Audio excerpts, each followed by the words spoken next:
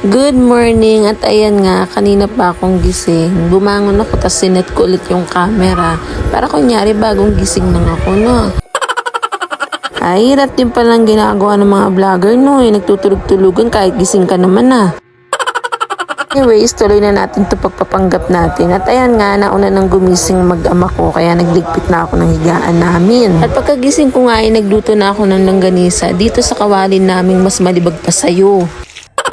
At pagkatapos nga maluto ay naghain na rin ako at may chicharon ngang uwi ang daddy kagabi. Naman iulam na rin namin to dahil paborito nga ng daddy Shaq yung chicharon na yan. Uwi niya nga galing Japan ay yan talagang chicharon na yan. Ang una niyong gustong kainin kaya naman nakakita siya, bumili siya. For today's nga ay aalis kami ng daddy siya kaya si Amanda ay hinabilin muna namin sa aming tito. At si mother nga ay maghahatid pa kay LG sa school. Kaya na nga sumakay kami ng daddy sa tricycle pababa ng Sambat at sumakay na rin kami ng jeep.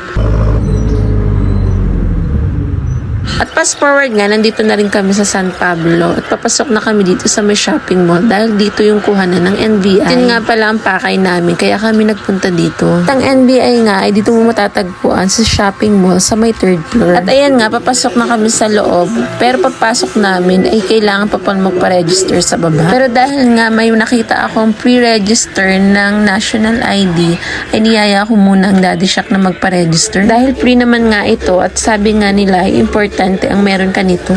At pagkatapos nga ay bumaba na rin kami dahil nagpa-register ng daddy. At fast forward nga ay nakuha na rin ng daddy siya ang PSA niya dahil wala namang kapangalan. At naman ay pumunta kami dito sa market. At kinuha ko na nga itong malaking cart na basket dahil bibili kami ng mga hindi namin kailangan sa bahay. Kaya lang napag-isip-isip ko wala nga pala kaming pera kaya pinalitan ko ng mas maliit. Kaya agad-agad naman ay pumunta na kami dito sa mga gatasan dahil nga ito talagang pakay namin. Focus kami sa goal. Pero iniisip din namin kung ano ba talagang kukunin namin dyan. Kung yung 2.5 o yung 1.6. Dahil nga may gatas pa naman si Amanda sa bahay. Pero konti lang naman ang diferensya kaya doon na kami sa mas malaki. Kaya namang in-add to cart ko ay itong Whopper dahil gusto din to ni Amanda. Syempre hindi mawawala itong pantapal natin maring. Aba, mahirap nang gumising ng duguan. At hindi nga magpapatalo ang baby ko kaya kailangan rin natin bumili ng pantapal niya. Diyos ko, ayaw magkalat ang mga mais. Gusto rin nga ng daddy Shaq mag-add to cart nitong panghilamis niya kaya nang naisip niya mahal pala, wag na lang daw. At dahil nga wala na rin kaming deodorant ay bumili na rin kami. Mahirap na mga maring baka magputo ka ng maaga kahit wala pang New Year. At pagtapos nga na yung mabiling lahat ng yun ay kami ay nagbayad na rin at inilagay ko na dito sa daladala kong supo. Munod nga ay nagmerienda kami dito sa Kokwekan. Abay napakasarap nga ng sauce ni ate dito. Paborito talaga namin to ng daddy siya. Nga busog na kaya naman kami ay pabalik na rin. At nireverse ko na nga lang aring bidyong arin dahil gayon din naman ang daan pa uwi.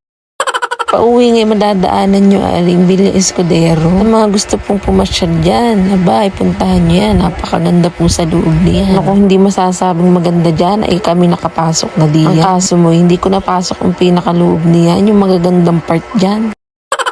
Dahil nga kaya lang naman ako nakapasok diyan ay libre dahil kami gagraduate nung high school. Pabonus daw yun sa mga gagraduate. Ayos na rin yun, at least naka-experience pumasok diyan. Nakarating na nga kami sa amin ay may masaya na namang bata at kumpleto na naman ang kanyang didi at gata. Sa lubo nga agad sa amin, nari at tuwan-tuwa. Kasi bakit kaya sinisipa?